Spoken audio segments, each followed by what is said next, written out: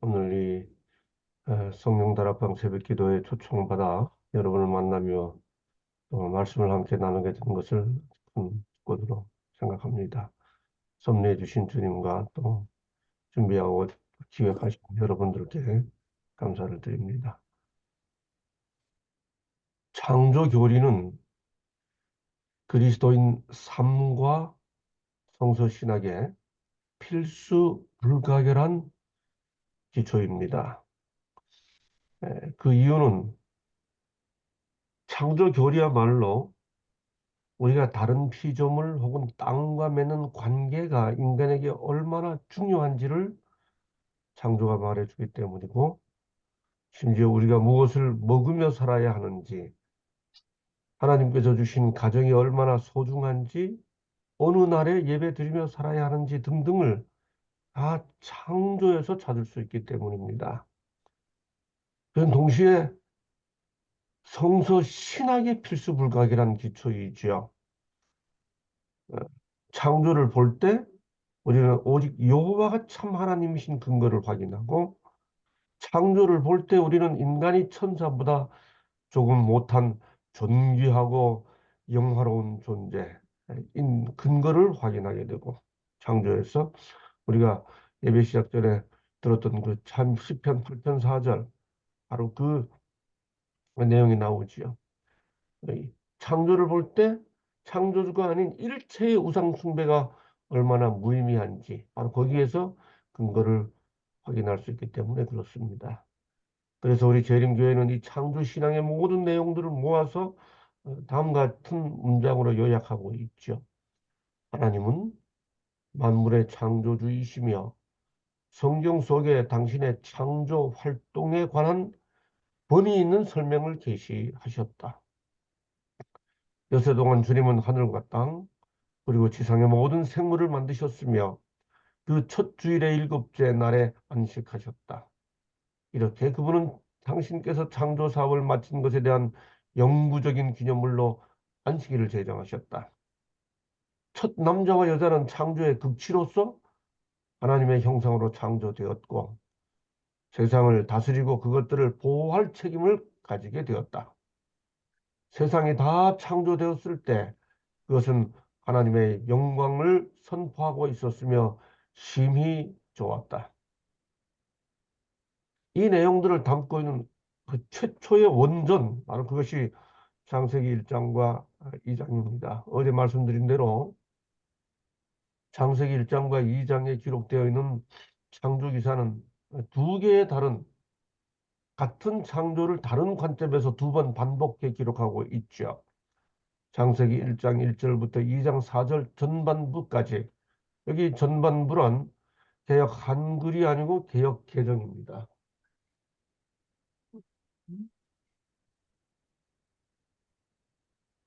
지금 그 자료가 공유가 안 돼 있습니까? 화면 안 네, 넘어가나? 넘어가지 않는데요. 아, 화면이. 네, 아, 됐습니다, 목사님. 네. 2장 4절, 1장 1절부터 2장 4절 전반부. 이 전반부란 어, 그 개역 한글의 전반부가 아니고 개역 개정의 전반부입니다. 그 전반부 이렇게 돼 있죠. 이것이 천지가 창조될 때 하늘과 땅의 내력이니, 하늘과 땅. 우리 2장 4절 후반부가 여호와 하나님이 땅과 하늘을 만드시던 날에 땅과 하늘입니다. 그래서 1장 1절부터 2장 4절 전반부까지는 매일매일이 어떻게 창조됐는지 매일의 창조를 순서대로 기록하고 있고, 2장 4절 후반절부터 25절까지는 그 창조 날짜와 상관없이 새로운 하나님의 이름인 여호와 하나님이라는 이름으로 그 천지 창조가 어떻게 땅을 위한 것인지, 특별히 땅 중에서 땅의 주인인 사람을 위한 것인지를 기록하고 있습니다. 창세기 1장은 이렇게 기록 형식이 뚜렷이 이렇게 공통되죠. 하나님이 이르시되 있으라 하시니 남 있었고, 다음 보시기에 좋았더라. 저녁이 되면 아침이 되니 몇째 날이니라. 이게 기본적인 기록, 공통 기록 형식인데 여기에서 예외되는 내용들이 의미가 있습니다. 그리고 그 창조된 전체 내용이 창세기 1장은 우리들에게 영원 초월 존재이신 하나님께서 시간 안으로 들어오셔서 첫째, 둘째, 셋째 이렇게 시간의 틀 안에서 창조하신다는 사실을 말해주고 있고, 또 식물이든 동물이든 사람이든 다 존재 그 자체를 창조하신다는 것, 그리고 매일매일 그 창조주의 만족이 표현된 창조이다 하고 어제 확인해 보았습니다. 창세기 1장 1절부터 2장 4절 전반부까지가 이런 내용이었죠. 이제 오늘은 창세기 2장 4절 후반절부터 마지막 25절까지 창세기 2장에 나타나 있는 본이 있는 창조 기사입니다. 창세기 2장 전체 내용을 압축하고 요약하면 우리 기본결의 28제 6조에 나타나 있는 그 내용들을 다 담고 있는 그 내용을 압축해서 창세기 2장에 적용해서 살펴보게 되면 창세기 2장은 하나님께서 창조의 멸류관이라고 하는 인간을 창조하신 다음에 그 인간이 자연과 어떤 관계를 맺고 있는지, 그리고 인간이 다른 동료 인간과 어떤 관계를 맺고 있는지, 또 맺어야 하는지, 그리고 인간이 하나님과 어떤 관계를 맺고 있는지, 창세기 2장 4절 후반절부터 25절까지는 바로 이 인간을 중심으로 그들이 맺고 있는 다양한 세 관계가 어떤 의미가 있는지를 설명해 주고 있습니다. 먼저 인간과 자연의 관계에 대한 본문의 표현입니다. 창세기 2장 본문은 땅이 인간의 근원이라고 하는 사실을 말하지요. 6절에 보면 안개만 땅에서 올라와 온 지면을 적셨더라 이렇게 되어 있습니다. 창세기 2장 5절부터 읽어보면 땅은 이렇게 땅 이야기를 반복하는데 이때 이 땅이란 단어는 지구를 가리키는 에레츠라고 하는 히브리어입니다. 그런데 6절에 가보면 참 재밌습니다. 안개만 땅에서 올라와 온 지면을 적셨더라 할 때 그 지자가 아담합니다. 다 들어보셨죠? 아담아. 우리가 잘 아는 아담이란 이름과 하고 발음이 비슷하지요. 온 지면을 적셨더라. 창세기에서 이 장에서 앞에 땅은 다 에레츠 하다가 2장 6절에 가서 적셔지는 땅은 에레츠 하지 않고 아담아 했습니다. 그런데 재밌게도 바로 이어지는 7절에서 여호와 하나님이 땅의 흙으로 사람을 지으시고 이렇게 되어 있습니다. 2장 7절에서 땅의 흙으로 할 때 그 땅이 아담합니다. 그러니까 6절과 7절을 함께 히브리어로 읽으면 6절에서 아담아를 안개로 적신 다음에 그렇게 적셔진 아담아로 하나님이 아담을 지으셨어 이렇게 되어 있습니다. 오, 하나님께서 그 환경, 안개만 땅에서 올라와 온 아담아를 적셨더라 하는 그 환경을 정리하시는 그 작업이 마치 아담아로 그렇게 적셔진 아담아로 아담을 창조하신다고 하는 예비 작업처럼 성경 본문이 기록되어 있는 것이지요. 그래서 창세기 3장 23절은 땅을 가리켜 아담의 근원이 된 아담아 이렇게 이야기합니다. 이걸 히브리어로 읽으면 참 재밌습니다. 아담의 근원이 된 아담아 이렇게 되어 있습니다. 아담이란 이름 자체가 바로 땅이라고 번역된 아담아라고 하는 단어에서 비롯됨으로써 인간의 근원이 아담의 근원이 아담아임을 아예 단어로 표현해주고 있는 것이지요. 이어서 성경은 바로 그 인간이 아담에서 비롯된 인간이 살게 된 땅을 새롭게 소개합니다. 바로 그 땅이 에덴이지요. 여러분, 에덴에 동산이 있습니까? 동산에 에덴이 있습니까? 에덴이 동산입니까? 다시 여쭙습니다. 에덴에 동산이 있습니까? 동산에 에덴이 있습니까? 에덴이 동산입니까? 창세기 2장 8절에 보면 여호와 하나님이 동방의 에덴에 동산을 창설하시고, 에덴이 좀 더 크지요. 에덴에 동산을 창설하시고, 다시 10절에 보면 강이 에덴에서 흘러나와 동산을 적시고, 뭔가 에덴이 동산보다 좀 더 큽니다. 그래서 에덴에서 흘러나와 동산을 적시고, 여러분, 그런데 15절에 보면 여호와 하나님이 그 사람을 이끌어 에덴 동산에 두사 에덴과 동산을 일치시킵니다. 이 8절, 10절, 15절에 나타나 있는 에덴과 동산의 관계를 다 종합하면 아마도 이런 그림으로 그릴 수 있을지 모르겠습니다. 예, 에덴이 동산보다 더 큽니다. 그래서 10절에 보면 강이 에덴에서 흘러나와 동산을 적시고 거기서부터 갈라져 네 근원이 되었습니다. 강이 에덴에서 흘러나와 하나의 머린 물에서 강이 흘러나와 동산을 적시고 동산을 지나서는 강이 내물머리, 저 양수리에 가면 두물머리 있지 않습니까? 두물머리처럼 내물머리가 내물머리가 돼서 이렇게 나머지 에덴 밖의 세상을, 그러니까 우리 첫 부모가 살게 돼 있던 그 동산이 인간이 범죄하지 않았더라면 생육하고 번성하는 과정을 통해 그들이 에덴의 그 좀 더 큰 에덴에 예, 거하게 되었음을 말해주고 있는 것이지요. 인간이 땅에서 비롯되었고 땅에서 비롯된 인간이 동산에, 에덴에 있는 동산에 거하게 되었습니다. 여러분, 에덴이란 단어를 히브리어로 이렇게 씁니다.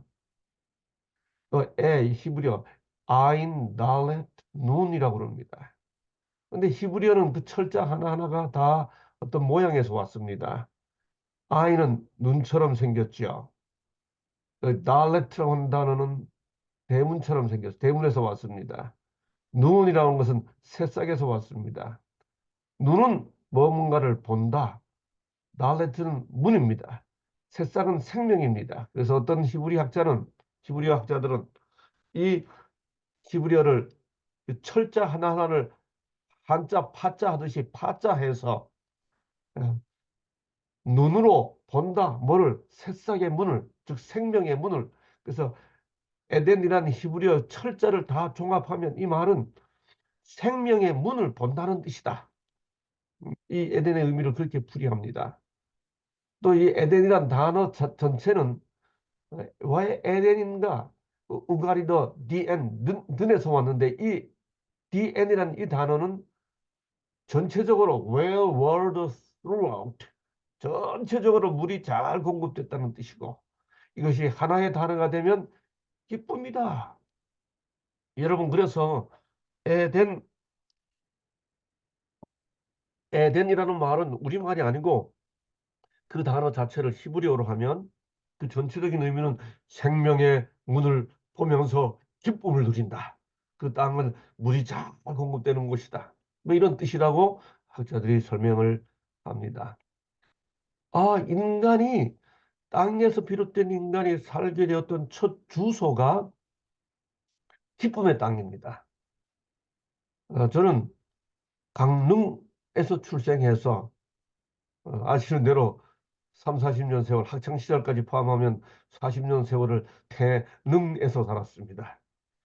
예, 제 주소는 출생지와 그동안 살았던 주소지가 다 능자 무덤이 붙어 있지요. 별로 주소 이름이 좋지 않습니다.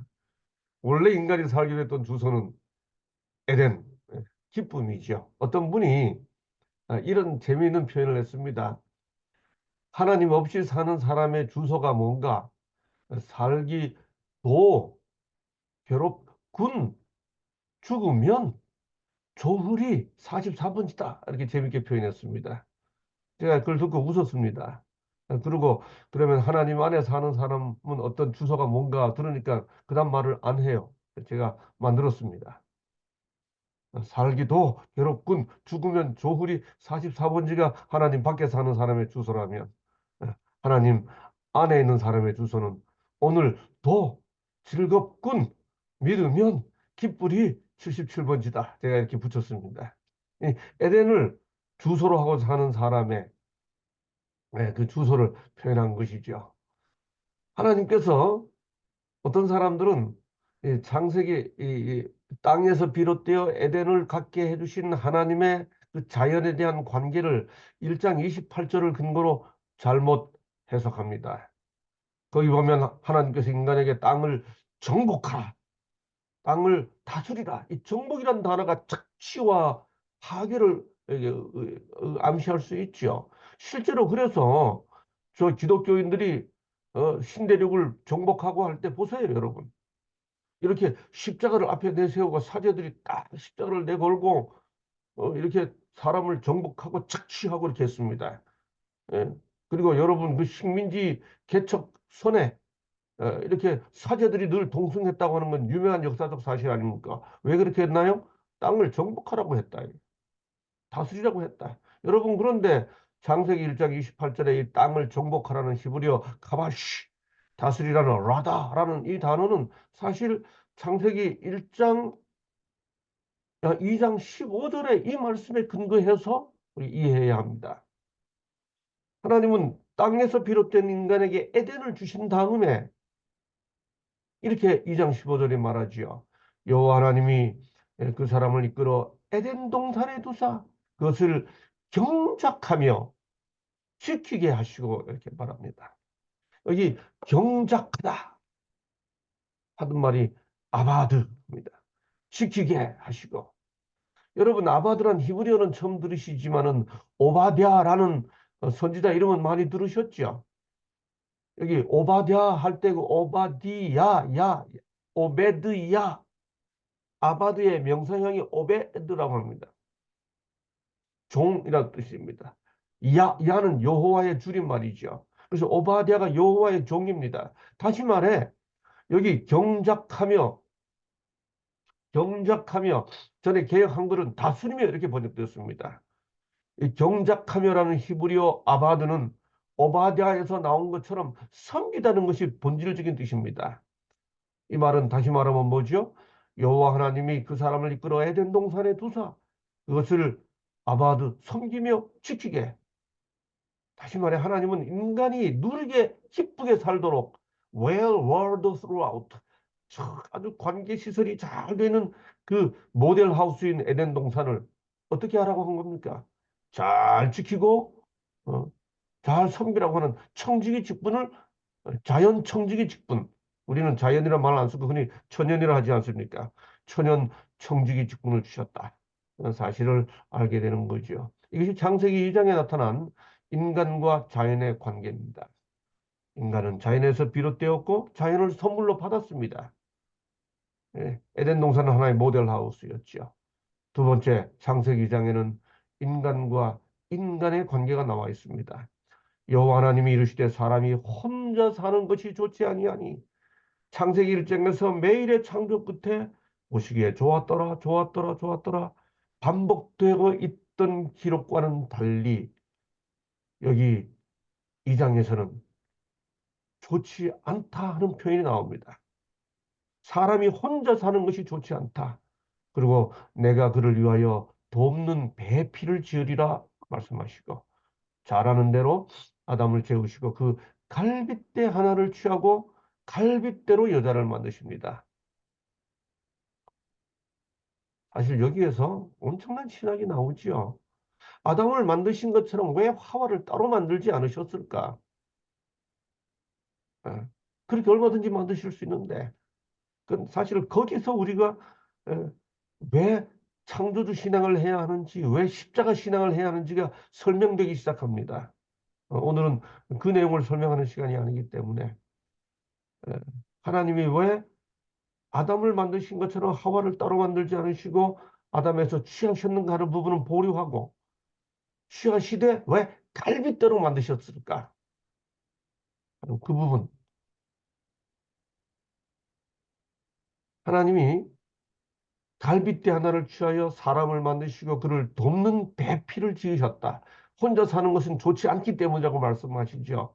인간은 인간과 더불어 살게 돼 있다는 겁니다. 그런데 많은 과학적, 심리학적 연구들은 이런 결과들을 말해주고 있죠. 한 논문은 이렇게 말합니다. 최근에 일어난 가장 괴로운 일이 무엇이냐는 질문에 50% 이상이 인간관계 갈등이 나를 괴롭게 한다고 답했습니다. 또 다른 논문은 인간관계가 결여되면 이것은 담배보다 훨씬 더 강력한 수명 단축 요인이라고 하는 사실을 찾아냈습니다. 반대로 건강한 인간관계는 육체적 기능을 활성화시키고 질병으로부터의 회복에 도움이 된다고는 연구 논문들을 과학적 실험들을 통해 확인해내고 있죠. 혼자 사는 것이 독처하는 것이 좋지 못하다 그랬는데 오히려 결여된 인간관계는 사람을 훨씬 더 힘들게 합니다. 그래서 이런 말이 나오죠. 괴로우면 혼자 있고 싶어. 영어로 leave me alone 이라고 말하고 외로우면 나를 떠나지 마. Don't leave me. 그래서 외로우면 attachment 집착하고 괴로우면 detachment 회피한다고. 인간관계가 다 우리를 힘들게 합니다. 사람을 힘들게 합니다. 여러분은 지금 사람이 없어 외롭습니까? 아니면 사람 때문에 괴롭습니까? 인간들의 많은 아픔들이 외로움 때문에 집착하든지 괴롭기 때문에 떠나고 싶어하든지 둘 사이를 넘나들고 있다고 흔히들 말하지요. 그래서 이런 노래도 있지 않습니까? 사랑도 부질없어 미움도 부질없어 청사는 나를 보고 말없이 살라네. 탐욕도 벗어버려 성냄도 벗어버려 하늘은 나를 보고 티없이 살라네. 벗어라 헐헐 버려라 헐헐 사랑도 헐헐 미움도 헐헐 헐헐 이렇게 하면서 수양한다고 떠나고 이렇게 노래하죠. 해리 할로우라고 하는 사람이 1959년에 실험을 했습니다. 새끼 원숭이를 위해 두 개의 가짜 어미 원숭이를 만들었습니다. 하나는 털이 아주 부드러운 어미 원숭이를 만들고 하나는 차가운 철사로 어미 원숭이를 만든 다음에 보시는 대로 거기 우유병을 달아 놨습니다. 새끼 원숭이가 주로 어디에 가 있는지를 실험한 거죠. 배가 고프면 이 우유병에 가서 우유를 먹습니다. 어미 원숭이한테 가서. 근데 보세요. 가능하면 엉덩이를 뒤로 빼고 자기 몸을 붙이지 않으려고 엉덩이를 뒤로 빼고 이렇게 하고 먹습니다. 그런데 우유만 먹고 나면 언제나 털이 있는 부드러운 어미 원숭이한테 가서 그 어미에게 어미를 만지고 거기 가서 몸을 붙이고 있습니다. 놀라운 사실은 여기 큰 소리를 치면서 놀래키면 100이면 100번 이 새끼 원숭이가 우유를 먹여준 어미 원숭이한테 가 있는 게 아니고 털이 있는 어미 원숭이한테 가는 겁니다. 이 실험을 통해 확인됐죠. 살아있는 생명체는 먹여주는 것보다 다시 말해 식욕 본능보다 따뜻하게 자기를 품어주는 관계 본능을 더 우선시한다고 하는 사실을 확인됐죠. 네. 식욕 본능보다 관계 본능이 우선하다는 거죠. 왜 그런가요? 네. 인간도 마찬가지죠. 창세기 1장 18절에 하나님이 가라사대 사람의 독처하는 것이 좋지 못하니 와이슨 이 사실을 부조 선지자 46쪽에서 이렇게 설명했지요. 인간은 고독하게 살도록 창조되지 않았다. 인간은 사교적 존재가 될 것이었다. 아무리 헐헐헐헐헐 사랑도 뭐다 하면서 혼자 떠나버리면 행복한 게 아니라는 겁니다. 반려자가 없었다면 에덴의 아름다운 광경과 유쾌한 노작도 완전한 행복을 줄 수 없었을 것이다. 그 다음 천사들과의 교제라 할지라도 동정과 반려에 대한 인간의 욕망을 만족시킬 수 없었을 것이다.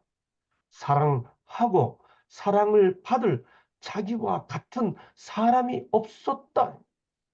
저는 그래서 나는 하나님만 바라보고 살 거야 라고 말하면 그 말을 신앙이 좋아졌다고 이해하는 게 아니고 사람에게 상처받았어라는 고통의 부르짖음이라고 이해를 합니다. 맞아요. 인간은 고독하게 살도록 창조되지 않았습니다. 사람은 사람과 더불어 살도록 창조되었죠. 주님의 독백을 통해 사람의 독차는 것이 좋지 못하다고 말씀하셨습니다. 그런데 왜 옆구리로 창조하셨나요? 이 중요한 의미가 있는 인간에게 인간을 주시면서 왜 옆구리로 창조하셨죠? 와이슨 다시 이렇게 설명합니다. 하와는 아담의 옆구리에서 취한 갈빗대로 지음을 받았다. 그것은 여자가 머리가 되어 남자를 지배하거나 열등한 존재로 마구 짓밟힘을 당해서는 안 될 것이라는 것과 동등한 자로서 그의 곁에 서서 그의 사랑과 보호를 받아야 한다는 것을 의미한다. 왜 하필이면 머리뼈도 아니고 발가락뼈도 아니고 옆구리냐? 동등한 존재로 이것을 돕는 배필이라는 말로 표현하셨지요. 돕는 배필이라는 말을 이것마저도 신학은 전통적으로 남성 중심적으로 해석했습니다. 여자가 남자를 돕게 돼 있었다. 이렇게 해석하는 거지요. 돕는 배필이라는 그 단어는 직역하면 바로 앞에 있는 도움 그런 뜻입니다. 이건 수직적 위계 관계가 없습니다. 이건 철저하게 수평적 병렬입니다. 나란히 서 있음을 말하지요. 그래서 표준 세번역은 돕는 배필을 알맞는 짝, 현대인의 성경은 적합한 짝 이렇게 말합니다. 제가 개인적으로 조심스럽습니다만 제 나름의 성경 이해를 있는 그대로 이 시간에 공유한다면 우리가 남자와 여자의 관계에 대한 수많은 성경적 증거들이 있죠. 여러분 그런데 창세기 2장 이후 창세기 3장 이후에 기록된 성경에 기록된 많은 그 남자와 여자의 관계에 대한 설명보다 창세기 1장, 2장에 기록되어 있는 창조의 원질서 속에 기록되어 있는 그 돕는 배필이라는 관계가 우리가 지향해야 할 이상적 가치고 관계지요. 다른 교회라면 혹 모르겠어요. 그런데 재림교회는 인간이 2000년을 일요일을 지켜왔어도 에덴에서부터 안식일을 지켰기 때문에 우리는 안식일을 지켜야 된다고 믿는 신앙 공동체이고 하나님께서 비록 육식을 허락하셨지만 에덴에서 허락하신 음식이 이런 음식이기 때문에 우리는 이렇게 먹는 것이 이상적이다라고 생각하는 신앙 공동체라면 범죄 이후에 남녀의 질서가 바뀐 것에 대해 아무리 많은 기록이 있다 할지라도 지향해야 할 가치는 범죄 이전에 있었던 창세기 1장, 2장에 기록되어 있는 관계이죠. 한 번은 바리새인들이 예수님께 이렇게 물었습니다. 바리새인들이 예수께 나와 그를 시험하여 이르되 사람이 어떤 이유가 있으면 그 아내를 버리는 것이 옳으니까 신명기 24장에 나오거든요. 그런데 창세기 2장에 보면 우리가 좀 전에 읽었던 창세기 2장에 보면 돕는 배필 이야기가 나오고 딱 저런 추리하는 말씀이 나오잖아요. 이걸 가지고 예수님을 함정에 빠뜨리기 위해 논리적으로 몰아가는 거죠. 이혼 증서가 있으면 이혼해도 됩니까? 예수님이 대답합니다. 예수께서 대답하여 이르시되 사람을 지으시니가 본래 이게 중요합니다. 아포archei 본래 그리고 창세기 2장 지금 20절 21절부터 25절 이야기를 하시죠. 그들을 남자와 여자로 지으시고 말씀하시기로 하시기를 그러므로 사람이 그 부모를 떠나서 아내에게 합하여 그들이 한 몸이 될지라 하신 것을 읽지 못하였느냐? 창세기 2장 못 읽어봤냐? 그런즉 이제 둘이 아니요 한 몸이니 그러므로 하나님이 짝지어 주신 것을 사람이 나누지 못할지니라 하시리. 바리새인들이 이렇게 대답할 걸 알고 있었습니다. 기다렸다는 듯이 회심의 미소를 지으면서 이렇게 묻습니다. 여짜오되 그러면 어찌하여 모세는 이혼 증서를 주어서 버리라 명하셨나이까? 신명기 24장에 말하지 않았습니까? 바리새인들이 이렇게 말하자 주님은 다시 대답하시죠. 예수께서 이르시되 모세가 너희 마음의 완악함 때문에 아내 버림을 허락하였거니와 그래 성경에 나와. 그런데 그렇게 허락한 거는 뭐냐? 본래는 그렇지 아니하니라. 창세기 2장이 본래 따라야 할 가치야. 이렇게 대답하신 거죠. 우리 창세기 3장 이후에 어, 여자가 남자를 어떻게 해요? 그 많은 이야기보다 본래는 그렇지 아니하니라. 이것이 지향해야 할 우리의 가치인 거죠. 이것이 하나님께서 단지 남성과 여성의 관계에서뿐만 아니라 인간과 인간의 관계에서 돕는 배필로서 동료 인간으로서 요즘 어떤 정치인이 동료 시민이라는 표현을 쓴다고 해서 회자가 됐습니다만 그야말로 동료 인간에게 인간이 어떻게 살아야 하는지 근본적 관계를 말씀해 주신 거지요. 마지막으로 창세기 1장은 인간이 하나님께 어떤 관계를 가져야 하는지를 말합니다. 그 사실을 선악을 알게 하는 나무로 표현했죠. 여러분, 우리가 흔히 선악과라고 표현합니다.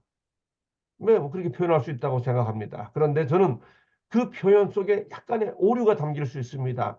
선악과라고 줄여서 표현하면 나무 자체가 선하고 악하다고 생각할 수 있지요. 근데 성경 본문은 분명히 말합니다. 선악과가 아니고 선악을 알게 하는 나무입니다. 나무 자체가 선과 악을 담고 있는 게 아니고 그것을 범하면 선악을 알게 되는 나무다라고 하는 의미인 거죠. 2장 9절.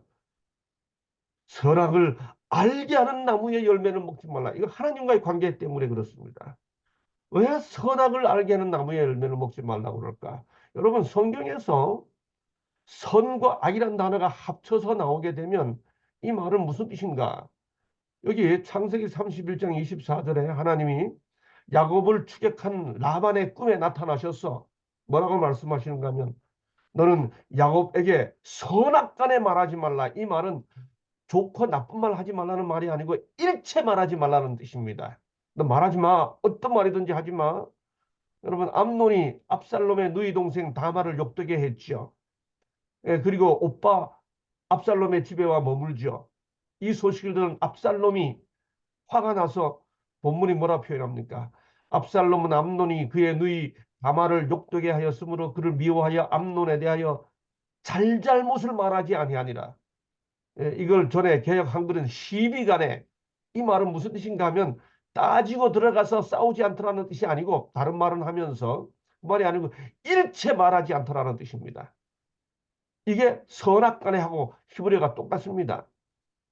전도서 12장 14절 하나님은 모든 행위와 모든 은밀한 일을 선악간에 심판한다 하는 말. 이 선악간은 선과 악을 심판한다는 의미가 아니라 모든 걸 심판한다는 뜻입니다.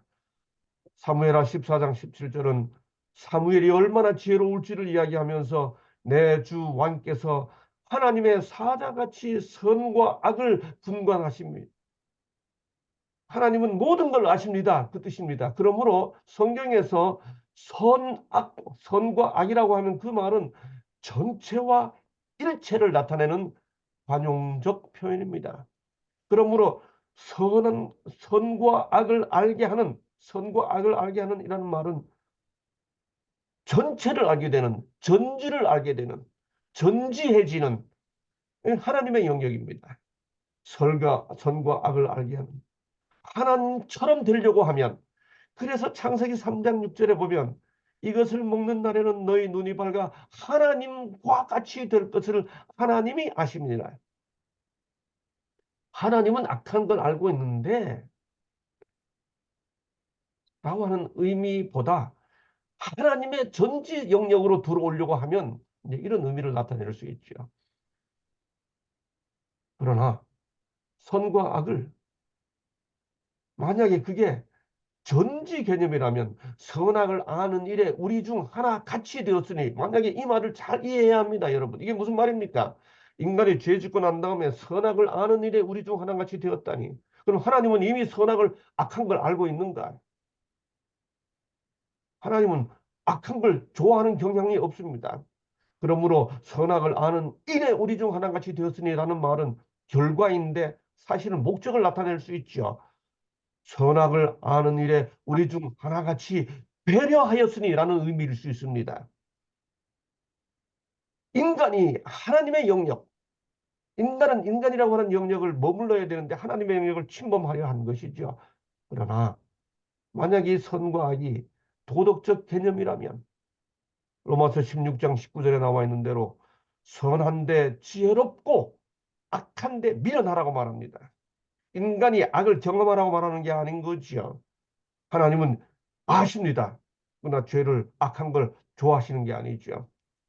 인간이 범하여 경험으로 죄를 악을 알게 된 것이죠. 여하튼 하나님은 선악과를 금하셨습니다. 하나 금하신 그 일을 통해 인간은 하나님 앞에 이 선악과 앞에 서면 인간은 하나님께 순종해야 하는 존재임을 확인하게 된 것이죠. 어릴 때 1년 내내 어머니가 바느질하는 옆에서 명주실을 모아서 눈 위에서 연을 띄웠습니다. 별 생각 없이 연을 날리다가 눈 위에서 어느 날 연줄을 끊었습니다. 지금도 기억이 생생하지요. 끊어진 연줄을 따라 멀리 뛰어가 봤더니 연이 눈 위에 떨어져서 찢어졌었습니다.